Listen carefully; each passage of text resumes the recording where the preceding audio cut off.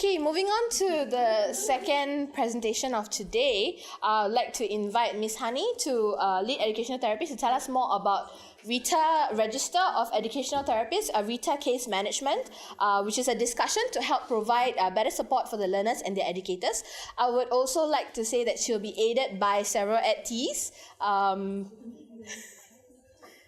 So Shakti Bhavani, Serene Low, Stephen Sim, Stephanie Ong, Ang Xiao Li, and Vishnu. It's okay. Do I start now? Start now? Okay. So hello again. RETA, or well, it's actually Register of Educational Therapists Asia, and we call it RETA for short. At the DES is an initiative of the DES to connect practitioners in the field of specific learning differences and education. Now, as more and more students with specific learning differences are being identified, with comorbidities, there is a need to provide them with greater support, which will be vital to facilitate them in their learning journey.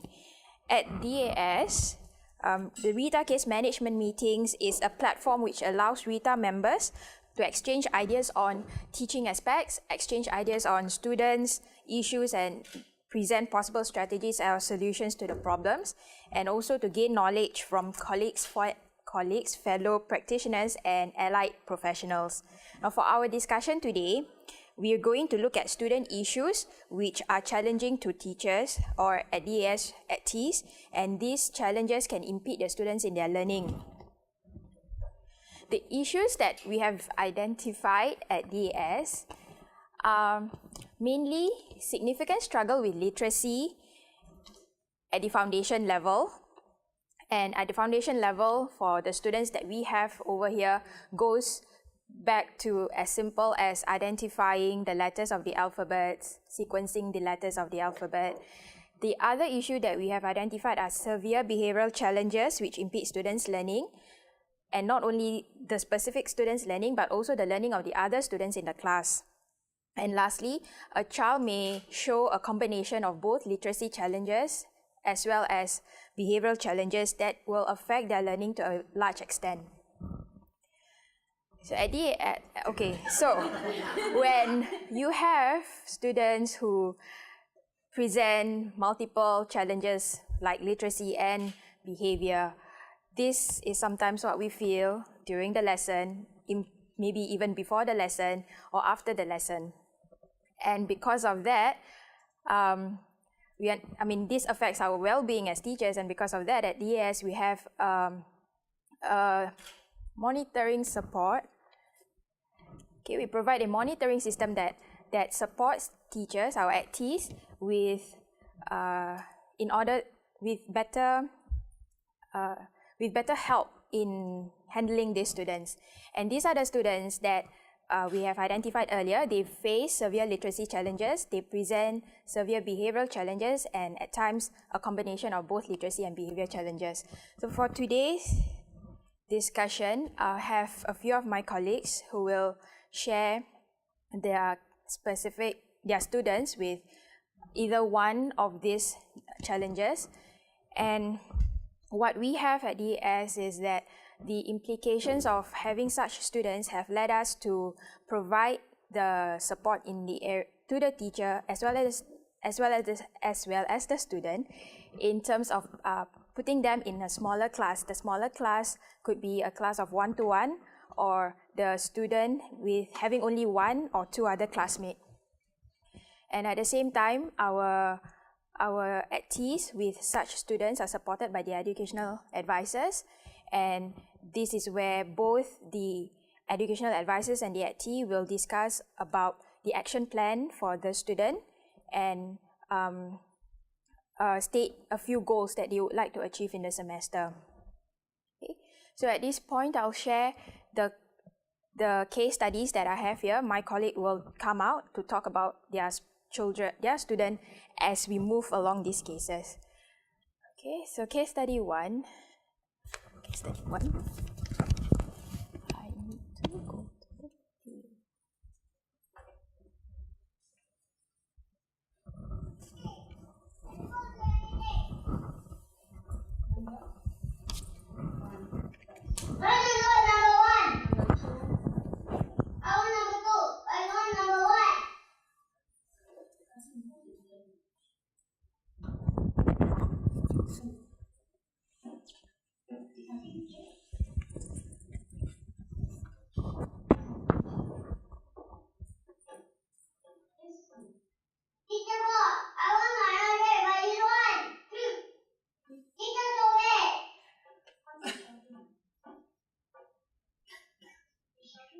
Teacher, what? Instructing good behavior. Can I give you a good behavior reward? I only do this until you give me this first. But you don't want. So I don't do this. Now, when you go to one, two. Go to do that. That was the one. Finish one. And I will give No, please no. Until you give me that first. I don't want to give it. Something. Teacher, go back.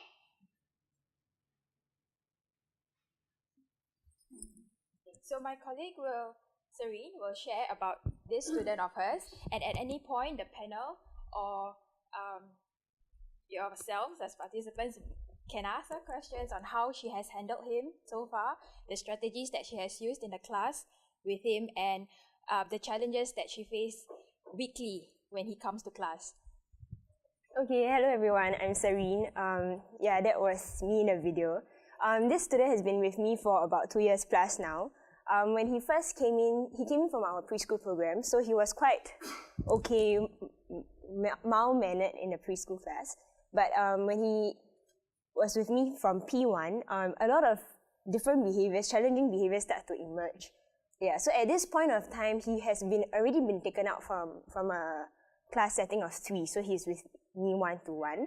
And I think it was only at the end of a 1 year plus that I learned that he is deaf in 1 ear and he requires patching in one eye.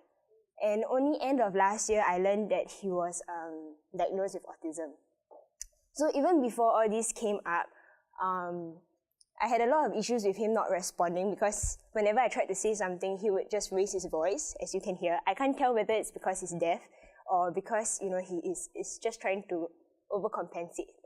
Yeah, so he shuts down on everything, and even though I tried to use visuals, there are days that he would cover his eyes, cover his ears, rock, flap. So nothing could get to him. Yeah, so for him, I had to come up with special rewards, really just for him. No one else has it. In the video, you might not be able to see clearly, there was actually a chart. When he does something good, I would reward him by putting a smiley face.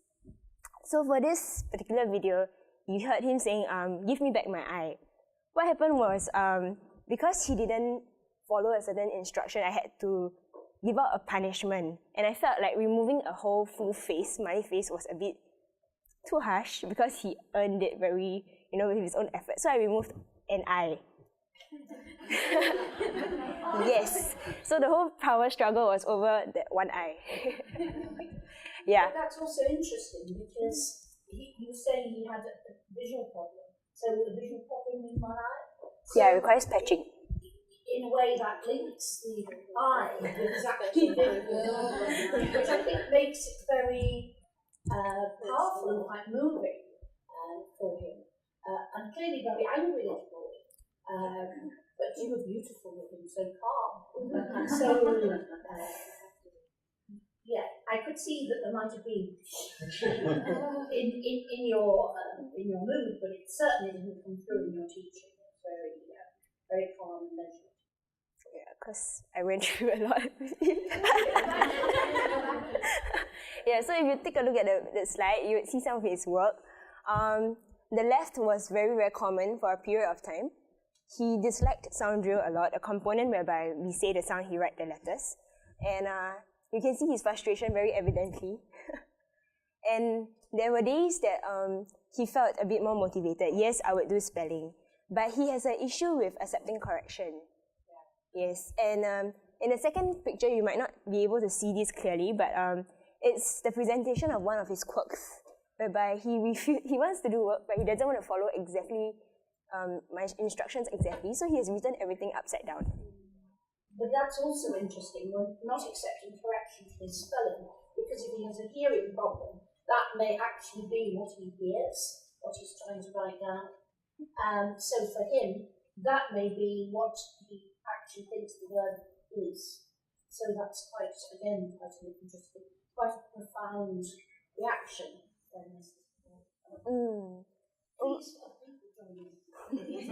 an interesting child.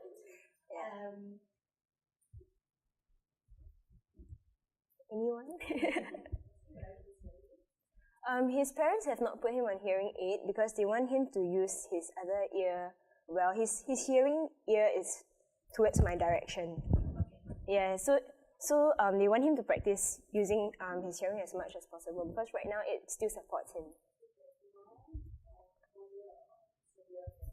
I'm not sure.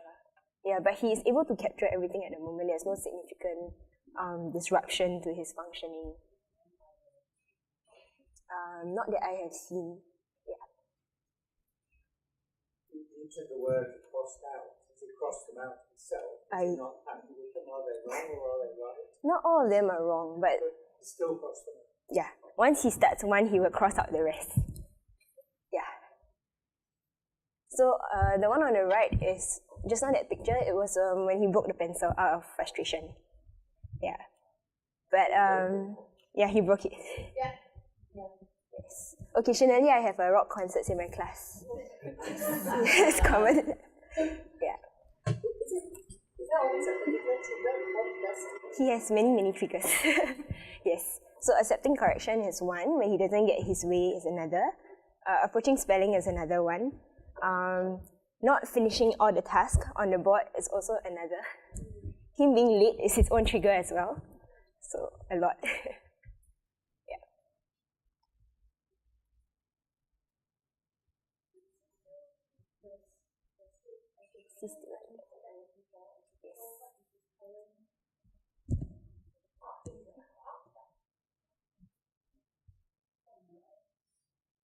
Right. Oh, and Mr. Happy, look. Smiley face. Is he accepting the reward system now? He has progressed, moved on from the reward system. So it has come to a point whereby he is more or less familiar with how I handle class, and I got used to his quirks. So instead of I found out that he has a bit of writing fatigue. So hence he's quite resistant to correction because he has to erase it, he has to write it. And so I got him to type, now I'm getting him to type on the computer for spelling words. And when he types it out, I can see that, especially for multiple spellings, I see that he actually backspace and put the letter in, check for the rules and move on. So I actually can see that he's learning his literacy well in DAS using this method. Yeah, but I need to progress him on from the laptop, especially when it comes to writing paragraphs. Yeah, so that's my next challenge.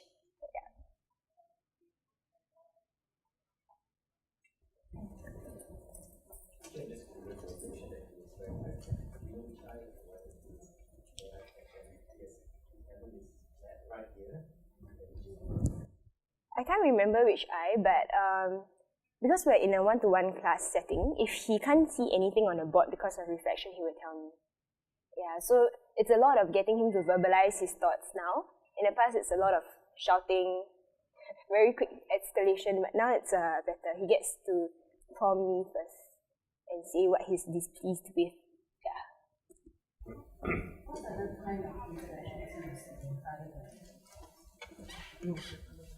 What other kind? He is, I think he's seeing some kind of a psychologist, if I'm not wrong, that helps him manage his anger. Yeah, but I'm not sure how consistent that has been.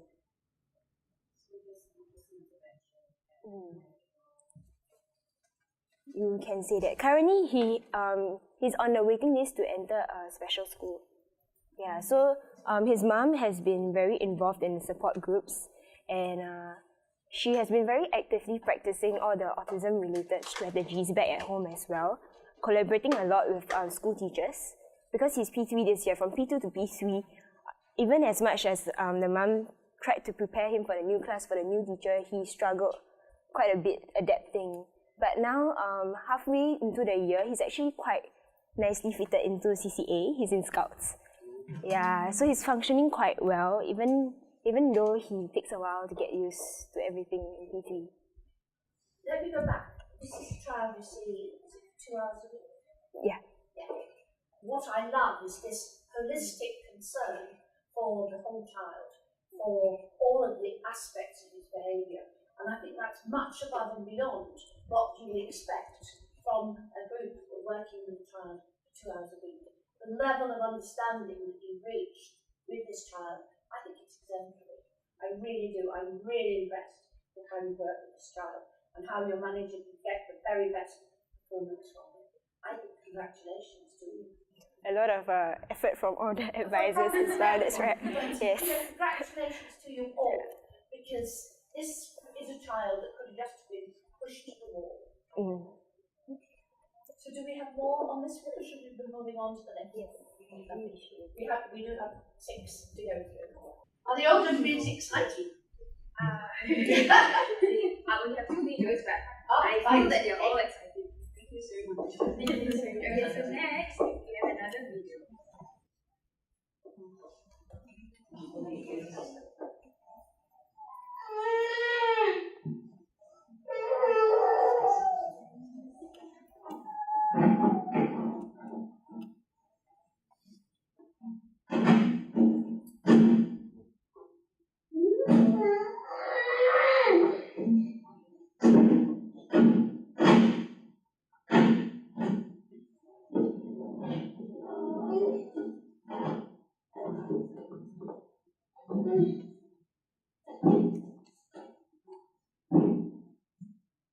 Okay, I'd like to invite Xiao Li, my colleague who is teaching this student, to share more about him. Okay, good morning everyone. So I'm going to share about my student. So just a little bit of background information about him. He's currently staying at a home. So since young, he's exposed to spousal violence, and he himself is also a victim of abuse when he was under foster care. So that partly explained the reason as to why he's in the home now. So he's diagnosed with ADHD and is currently taking medication to manage his condition. And he is also receiving one-to-one support in school with an allied educator on his behavior. And so his cognitive scores of IQ of 113. So actually he's very bright and he grasps things very easily and he can apply it really quickly. And he also is seeing psychiatrists and behavioral therapists from the Child Guidance Clinic at KK Hospital. And in school, actually, he displays extreme and impulsive behaviors. For example, this usually happens at 12 p.m. That's when his medication has worn off, and that's when he starts to act up, usually in Chinese lessons. Coincidentally, Chinese lessons are at 12 p.m. also. So he doesn't like Chinese, primarily due to his learning difficulties. So he cannot learn the Chinese characters, cannot read, cannot spell, cannot write. So it's very frustrating for him. He doesn't have the patience to sit through the lesson. So when 12 p.m. strikes, that's when the terror in him emerges too. So he'll be taking the metal bar from the cupboard and brandish it at the teacher, taking the scissors and running after his classmates, provoking his classmates into fights, and spraying water and pulling the hair of girls in the class. So he's actually very fearless. So he has been punished in school, but he has seen a teacher and principal, and the school works very closely for his case. So in DS also, he for class, so when he comes for class, it's at 4 p.m. already. So his medication has worn off. So usually he'll be at the library area waiting for me before class. So you can see him prancing around like a dog and biting a pack of chips and just walking around the library, crawling and throwing books, running around the center. So when class starts, you can see that he actually avoids the task. So all this work is done when he is in a class setting of 4. So you can see that he was very resistant to task. So he wasn't willing to spell. When he first joined, his literacy skills were not fantastic also, but he picked up very quickly. But initially what we could see is that he refused to do work. So the refusal was stronger. He wasn't willing to try, even though that we all knew that he could. In fact, he was one of the brightest in class. And so when he doesn't want to do, he'll be scribbling all over the paper, like writing things like, heaven have I. For no reason, I'll be telling you that, oh, you are stupid. Then sometimes he'll write, for example, a word like, oh, you stupid dog, referring to me, or you should go to hell. So full of insults and also vulgarities from this boy. So he's petite, very small, like just maybe the height of until the laptop. but he's full of vengeance, anger, and we're running everywhere. Yeah. So what happened is that so he's in a one-to-one setting in DAS, and what really interests him is plants, insects, and also games. So what works for him is that I had a behavioral chart for him. So we worked toward getting a terrarium for him because he loves plants. So we broke down the parts of the terrarium, for example, into Fittonia, pebbles, toys in the terrarium. So each item will get him some stars. And it makes the goal very realistic and manageable for him. For him, he needs to see the end goal. If you were to tell him that you have to wait until next term for him is something that is unreachable, so it's a no-no for him. So for him, you need to tell him that, okay, by the end of next week, you will get something to contribute to a terrarium. So in fact, that works very well for him. He's he's much more controlled. He was able to control himself. So it's a matter of self-control more than anything else. He knows that he's able to learn. And in fact, during that 2 terms, his literacy skills improved tremendously. He could spell beautifully. And when we were spelling, he could add on more words by himself, telling me what he has done in school, all the spelling lists and spelling things like caterpillar, 4-syllable words which I haven't taught him about. Yeah, so he's really progressing very well. So this was the work that he had done after 2 terms of intervention, after one-to-one setting with me.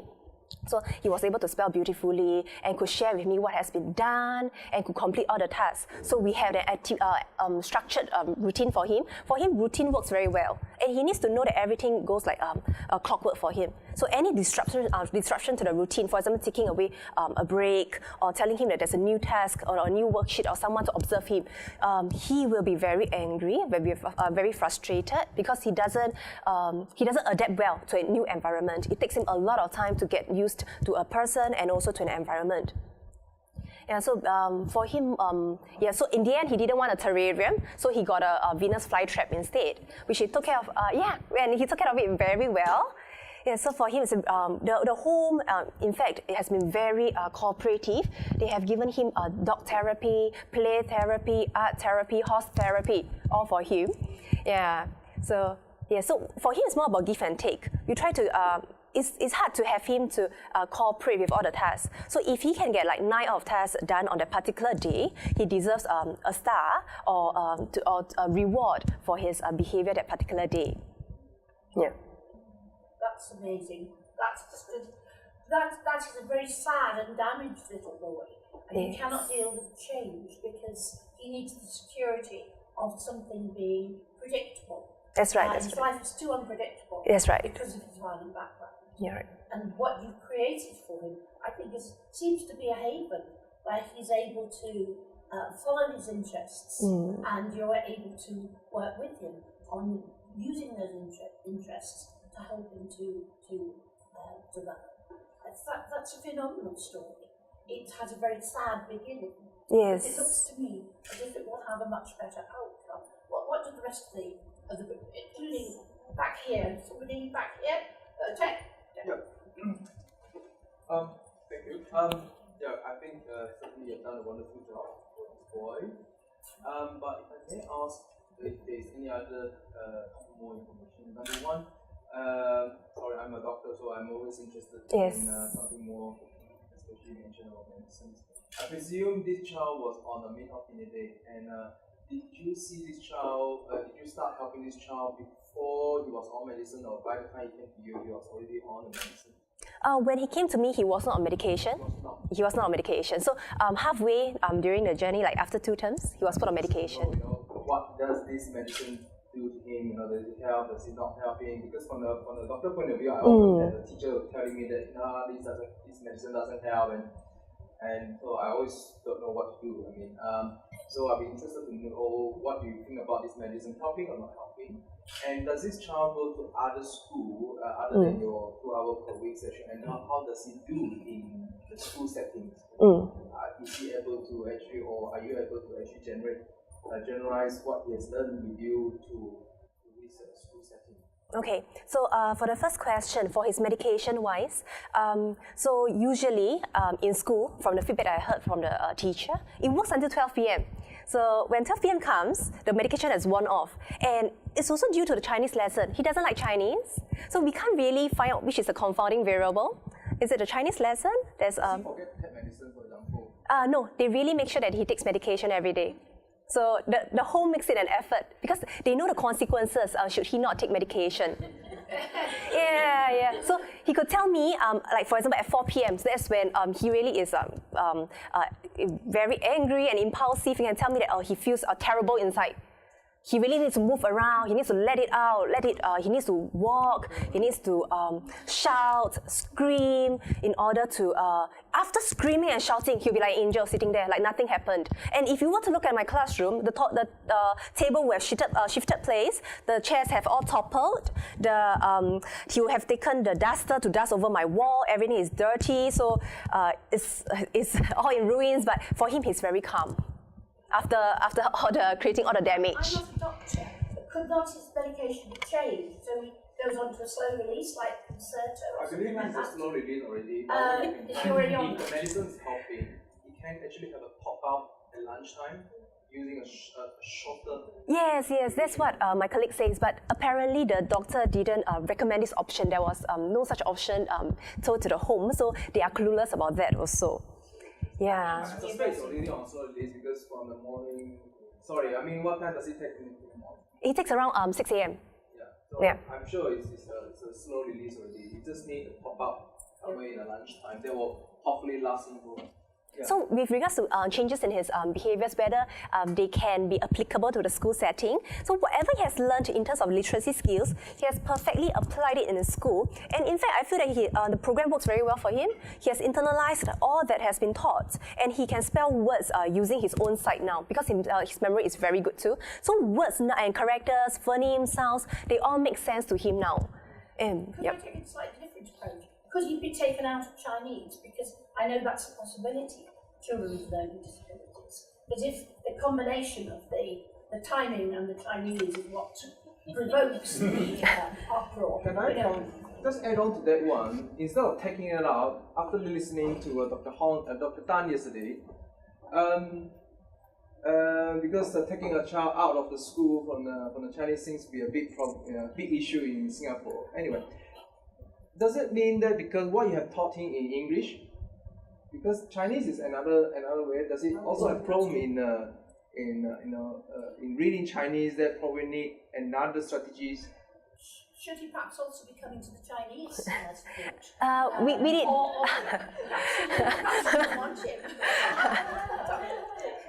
We did discuss about this too, but he's very resistant to coming to classes. And having him to come for 2 hours was already a huge negotiation. So having him to come for 2 classes is already considered lucky for us. And so we just want him to get used to the English program first before we take any further action, like to recommend him to the Chinese program. We did consider that, and we did speak to the home too. But we want to maintain status quo because he's very comfortable with his current environment. So and with a new input or a new program, it might make him angrier, frustrated, because he values his playtime a lot.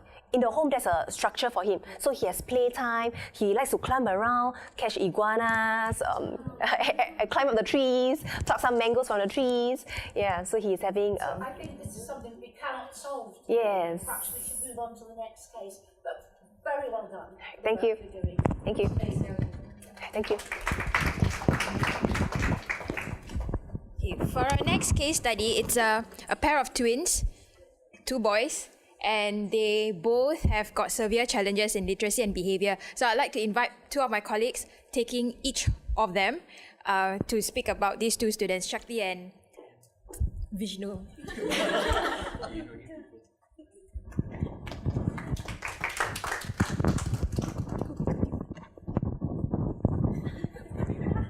It's for the camera.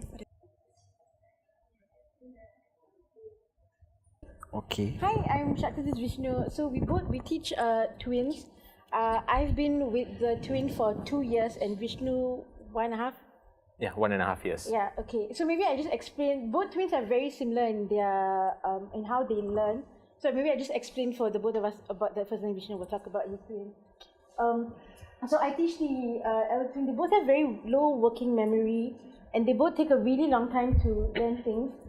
When mine came into class in the beginning, he would always come in with an insect, and then when I asked him to leave the insect outside, he would, or then remove the insect from him, he would then start to throw a lot of tantrums, and then he would just like systematically destroy the entire classroom. So he would just like, the chair would be somewhere else, the crayon on the wall, he would tear things, he would mix the Play-Doh up. And then I found out later actually, when he came in, he couldn't even form the letter O. So it was just a fear of doing any kind of work, which is why he needed to come in with his friend. And he knew the insect would distract all of us, and that was his purpose. His purpose was not to do any work in class. He couldn't write his name when he first came in. So in the beginning, I couldn't get to do any work. I also couldn't figure out where his baseline was, because just so many distractions. He would be under the table, he would be screaming, he would be trying to destroy something. It felt to me at the time. Once we managed to get him in a one-to-one classroom, found out that he was actually really lonely, and he felt that the insect is his only friend. So he knew he was coming to a classroom, but he couldn't do anything. So he felt that if he came in with a friend, he would be with someone. So removing his friend from him was just the worst thing in the world to him, and he knew he wouldn't be able to find his friend afterwards, because he didn't put the insect in a container. It would just be like a massive beetle on his hand that was just running up and down, and it would have like other students in the class, and everyone would be screaming. So in the first 3 months, I didn't do anything, not with them and not with him. But once we got him in a one-to-one setting, I realized he didn't know his alphabet, and then we're able to teach him in a picture form. He's learned all his letters now. It took him about a year to do that. So now we are just at the stage where he is learning consonant digraphs. He's still very slow. Every sound is very effortful for him. But the way we got him to start that, I actually asked him this year when he started to be able to read. We started him I would try to give him stickers, and it wouldn't work, because he would get so excited about the stickers, about holding the stickers, about where he put the stickers. After the first 5 minutes of class, the rest of the time was just focus on like the sticker.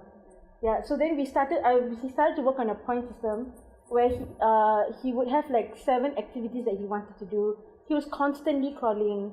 So one of the activities he could earn was 1 minute of time to crawl in the classroom.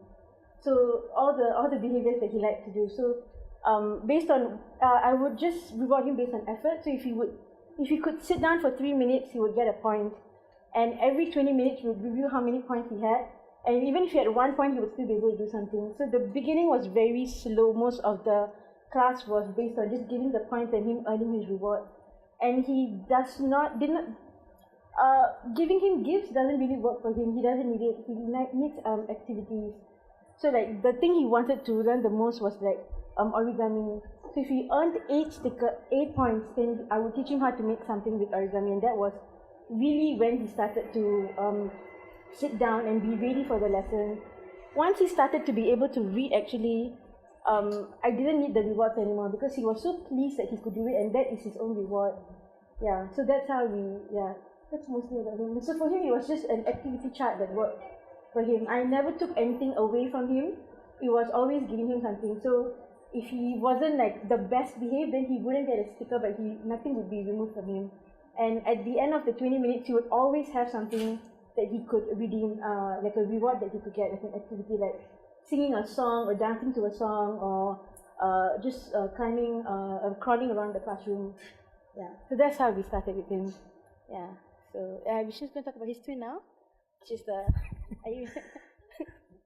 Mine not as challenging as Shakti's, because during the first lesson itself, I think he knew I was the alpha male, so no behavior issues, but he was bringing insects to class. So he'll bring in the sharpener and all that.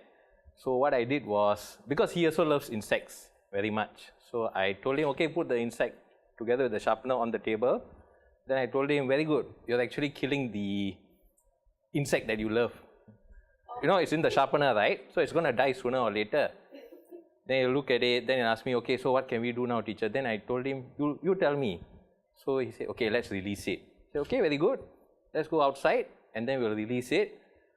Then that's what he did. And then I told him that in future, it's okay, you love the insects, you want to study it, but study it from far away. Because he doesn't know that in his enthusiasm to study or research it, he's killing it. After that, he stopped. So, no more catching of insects, torturing or killing them. But, sorry? I mean, he doesn't understand that when he's trying to study maybe the leg, and all that. He's actually, yeah. So he doesn't get it, but when highlighted to him, he could rationalize, because he seldom talks to me P2 kind of stuff, like other kids, you know, like cartoons and all that. He seldom talks to me about all that. He's interested in insects, the world, sharks, sea creatures, this kinds of stuff. Slightly autistic, perhaps, in the way both of those children have very intense focus on insects. So they have these very extreme interests. But those are interests you can actually build on to work with those children. And it sounds to me as if, in your different ways, you're both doing that spectacularly well. Yeah. So how is this second boy? How is he? In school, his behavior was, I mean, everybody in school, the teachers and all that, they didn't really like him because it seems he bites the teachers and all. So a lot of complaints, vandalism, he'll take the marker and write on the wall and all that. To him, it's art. He doesn't see it as vandalism. And then when the teachers like suddenly go and grab the hand, he gets scared and he bites the hand. But he will always come and tell me any problems that he's having. So one such incident, he told me that he got suspended for 2 days because he bit the teacher's hand. Then I started laughing and I told him, Cornelius, people are not food. Why were you hungry? And then he was like, Mr. Vishnu, why are you laughing? It's not a laughing matter. And I told him, good, you know, right? So do I still have to scold you? I'm sure by the time you told me, a lot of people have scolded you, right? And he said, yeah. So it's a problem? Yeah. Then I told him, okay, fix it. Until today, he has not repeated this action again. So that's when I realized that as long as he realizes he has a problem, he can be taught. If I'm the only one with the problem in the class, then he's not going to change because to him there's no problem. Yeah. So slowly over the past 1.5 years, he himself has started bringing like storybooks, asking me to read to him. Slowly what I've been doing is also certain books when he brings in, I'll purposely not read to him.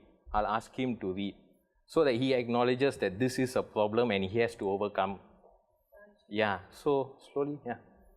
So in a way, what you're doing for both of those children in different ways is helping them to gain an insight into themselves and to what is acceptable behaviour and how they can build on that behaviour. You're doing very beautifully by not punishing that child. It's useless to punish that boy.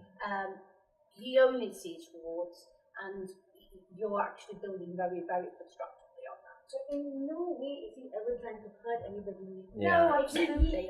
So when you ask him, like when he's calm and able to explain, from his point of view, it makes so much sense. There's no reason to, he's not trying to hurt anyone in any way. He was just really upset and he had all this anger, it was going through him and didn't know what to do and he just needed to like, and he was frustrated. Yeah, and mine never took it out of us. Yeah. So you both developed tremendous insight into those children and what motivates them and what they need in order to enable them to develop further. So let's have some contributions to the check. Vishnu's child is the younger one. Yeah. Yes.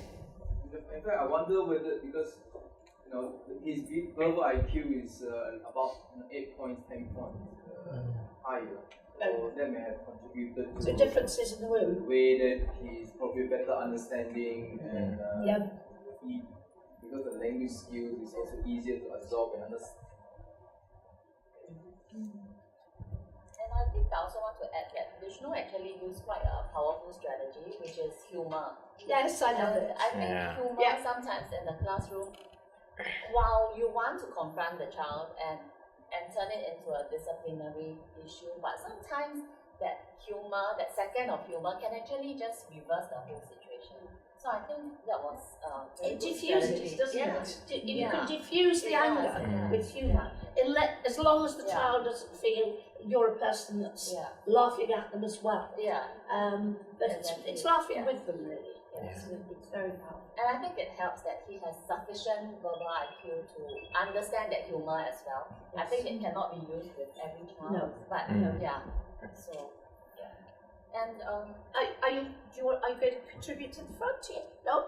No? Just to each other? And I think some of them actually mentioned a key thing, which is not to take away something from them. Yes, absolutely. That can be a big trigger. Yeah. So I think in our experience, we have had seniors who actually they did not actually take away something, but to penalize the child, they add something but of a different color. So if you have to penalize the child, you might just want to add a physical object that is different so that it's not so painful. Yes. Yeah. Or I mean, if you can, then just do away with not penalizing. I would prefer never to penalise a child if I could help it, because I think these are angry and damaged children, and they need support rather than benefits.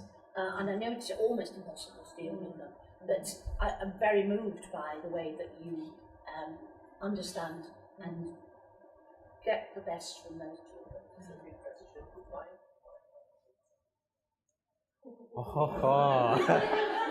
We actually Getting work done. They agree with each other. Yeah, so they are very aggressive in each other. but they're actually playing. Yeah, they're actually playing, but they're like challenging each other and playing. Yeah. On their birthday, I promised that they would get to do some part of the class together. So they came in together to play a game. Yeah. The most exhausting 15 minutes Yes. of our life. Just having to talk to us. You have to think of the sanity of the therapist as well as the well-being of the children. Should we move on to the next one? Have we got? We'll have to end. Oh, no, we don't have to end. I'll just check the other sessions. They're still going. Okay. All right. Okay, so we have two more cases. Don't you agree, everyone? It's absolutely fascinating. Yeah. Okay, so the next case, I'll invite Stephanie to talk about her student who has ADHD. So as you can see, a lot of our students don't only have dyslexia, they do come with comorbidities, and we do have a big number of students with ADHD here. Okay, morning everyone. So so this boy of mine, okay, actually he started off with the DS preschool program, and he's diagnosed with ADHD and dyslexia. So for him, the reason why he was actually put into the IR program is because he has shown actually a major like task avoidance behavior and a lot of disruptive behavior within the class itself. So things like in a group setting, he wasn't functioning really well. He would do things like maybe stealing other people's shoes, using inappropriate languages, maybe like just spitting at me, spitting at his classmates, just to actually avoid a particular task. So everyone would get very disorientated, and a lot of time is actually taken to control the situation. So after we put him into a one-to-one setting, it got better. Initially, it was quite difficult because so at the first part, I received some help from my EAs. We were saying that because he gets so exhausted by just through the act of writing. So what we have to do is that we remove all the worksheets. There was no worksheets in the class. I used so many types of manipulatives to help him to just get interested in the task itself.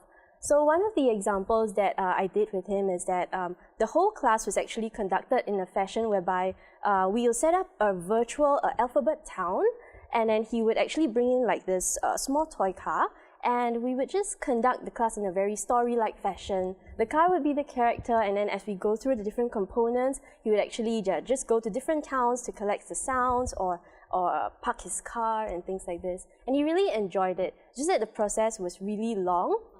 And he got wary after a few sessions. So what's very interesting about this boy is that unlike some of the cases here, he does not like routine, and his interests weans away very quickly. So if I'm lucky, maybe for 2 months he could have the same.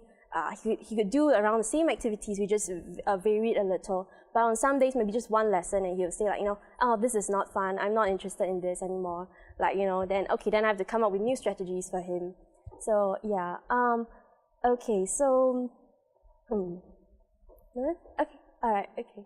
So yeah. So for him, there's on days where he's much more calm, we're actually able to do quite a lot of things. I think when I took over him in term 4, it was quite turbulent. Yeah, but once in term 1, everything was pretty smooth sailing, and we got to a point where I started to doubt as well, like, you know, how come everything is like going so smoothly? But it was really good. And then but days where things are a bit more turbulent, then I started experiencing things like he would start having a need to actually vent out his emotions. So quite often, like he would try to take, like, you know, sharp objects to actually just to test you out. He has like major trust issues, so very, like, you know, sometimes he'll take like a scissors and he'll wave it at my eyes, you know, or like, you know, try to like cut my finger and things like this. So yeah, and when he's angry, sometimes he'll take things, you know, there's this one time he actually just took like my stamps and stamped all over the tables and the chair, yeah, just to let it out. And when I like reprimanded him and explained to him the logic why he could not do this, he started to break down. He took like a scissors and started stabbing at the table. Yeah, because yeah, he wanted to use the scissors to unscrew the shelf just to show me, like, you know, something, but it was too dangerous. I couldn't let him proceed with it. So yes, yeah, on other days he'll probably be pulling out, like, you know, rapidly pulling out tissues and just scattering them all over the floor. And these are like his turbulent days. Then yeah, so for him, I think that the struggle is that, like, you know, my main focus for him would be on the behavioral aspects for now, helping him to, because it's quite hard. He's very guarded. He's a very guarded individual. So in order to kind of like enter his heart, it takes such a long time. So there's like so many things that I have to do. But I gradually realized that probably he started to trust me a little when there's this one day he wanted to just climb up the walls to touch the aircon, and then he started doing like trust falls. And I was like, I was there to catch him, of course. Yeah, so yeah, it was like on his very active day. So I think this is what I would have to work with first. Yeah. So okay, sorry, in the next slide. Okay, yeah. So on good days, yeah, we were actually able to kind of complete his work, although it's still in small chunks, but he's actually able to finish this very quickly. Yeah, and when he gets tired of the game, I would actually use Shakti's method, like activity rewards. He enjoys like song rewards or game rewards. So sometimes we'll play around with snake and ladders, and he really enjoys it. Yeah, so hopefully we'll be able to make better progress. He seems to have an aversion to writing. Yes. Yeah. So have you tried using a computer to type? Yes, I did. But then he would. Not like it. Yeah, just after typing 2 letters, it's like, I'm done. Yeah, I'm done. Yeah. But maybe as he gets older, that might be the way to go. Yeah. Because it may be the physical act of writing. Yes. He actually finds quite hard. Yeah. The turbulence is a difficult thing to deal with. Yes. Any suggestions from the audience on dealing with that?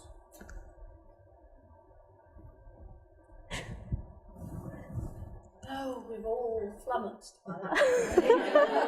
Yeah, it's very hard. I think you just have to carry on as you've been doing. Yes, earning his trust and trying to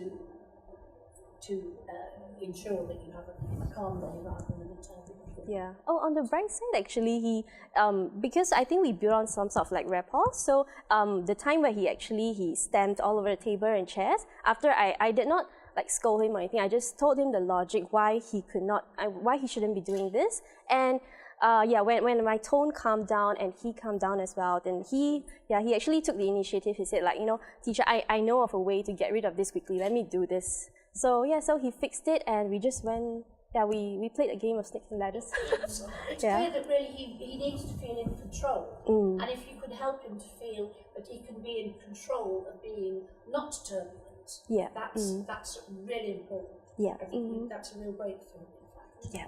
So, do we have time for one last one? Peter, tell us what to do. Well, the next session is the panel starts at 12. Okay. And so we really need to take a break, at least a little break. Yeah. There's morning tea outside. People were early when you came out, but there's still morning tea outside. So I do suggest you take a small break before the panel starts at 12. Okay, well, can I just say that today we got through 5 cases. Normally in a session we would do perhaps 1 or 2 cases. and we would have enough time to explore a whole range of different approaches to how we would work with them. And in the past, we've had people from all across Singapore and visitors coming into the region, and we've been able to bring in all those different perspectives. And I think it's very helpful for everyone involved to see the strength of what they're already doing, plus the possibilities of new approaches that they could take. So I really would like to congratulate the ES on this approach. I think it's phenomenal, world-beating, and I really, really love it. So well done, everyone. Well, I'd like to say that the teachers, the ETs that we have are really dedicated and they are very concerned about their students. So they will try all sorts of ways to get the cooperation from their student, no matter how challenging it is. But over time, the process can be long, but over time with their dedication and their perseverance, they manage to get their students somewhere. But all of them, their students are still a work in progress, and we are continuing our action plans and our goals with each and every one of the cases that we have today. So I think we can wrap it up now. Thank you. Right, thank you.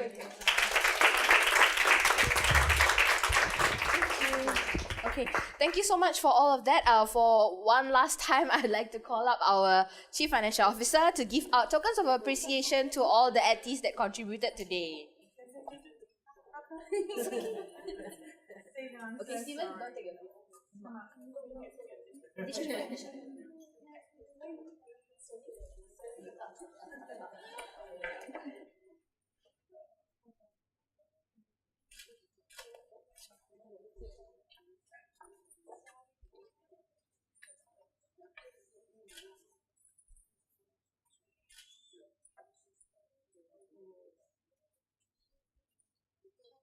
Sorry.